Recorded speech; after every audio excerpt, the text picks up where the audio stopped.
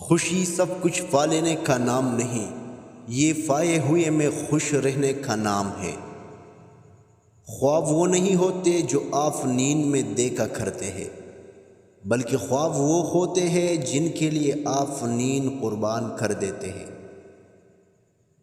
جب آپ کو ہر شخص سے شکایت ہونے لگے تو دیکھ لیجئے کہ خرابی کہیں آپ ہی کے اندر تو نہیں۔ آپ اس رائے کے ذمہ دار نہیں جو لوگ آپ کے بارے میں قائم کرتے ہیں، مگر اس رویے کے ذمہ دار ضرور ہے جس کے بنا پر یہ رائے قائم کی جاتی ہے۔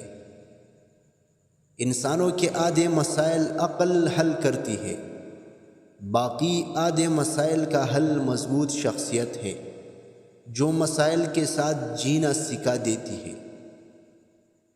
اس دنیا میں سب کچھ کرنے کا وقت کسی کے پاس نہیں ہوتا، لیکن اہم ترین کام کرنے کا وقت ہر ایک کو دیا گیا ہے۔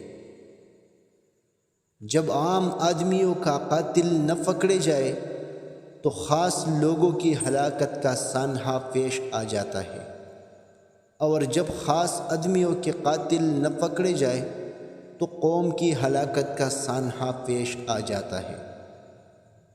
لوگ اس لیے پریشان رہتے ہیں کہ ان کے مرنے کے بعد اولاد کا کیا ہوگا، جبکہ لوگوں کو پریشان اس لیے ہونا چاہیے کہ اولاد کے مرنے کے بعد اولاد کا کیا ہوگا۔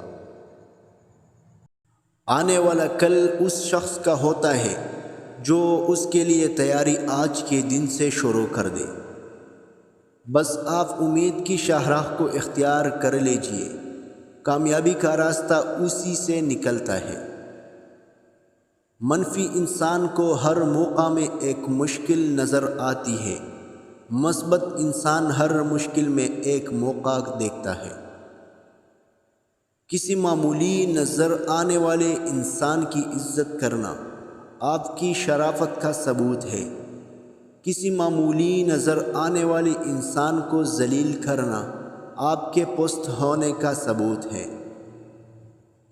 کسی فرد یا کسی قوم کو ہلاک کرنا ہے تو اس کی امید کو مار ڈالیں، اور اگر اسے تعمیر کرنا ہے تو اس کی امید کو زندہ رکھیے۔ جو وقت کو برباد کرتا ہے، وقت اسے برباد کر دیتا ہے۔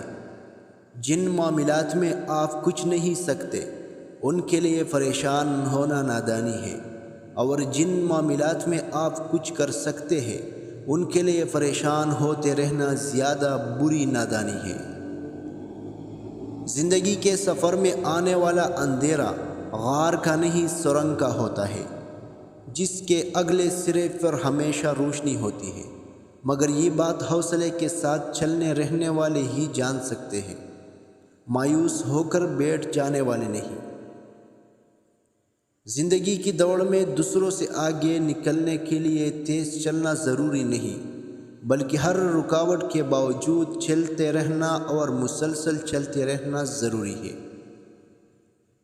زندگی میں پیش آنے والے ناگوار حالات روزگار کے ایک سخت دن کی طرح آخرکار گزر جاتے ہیں۔ یہی رمضان کا اصل سبق ہے۔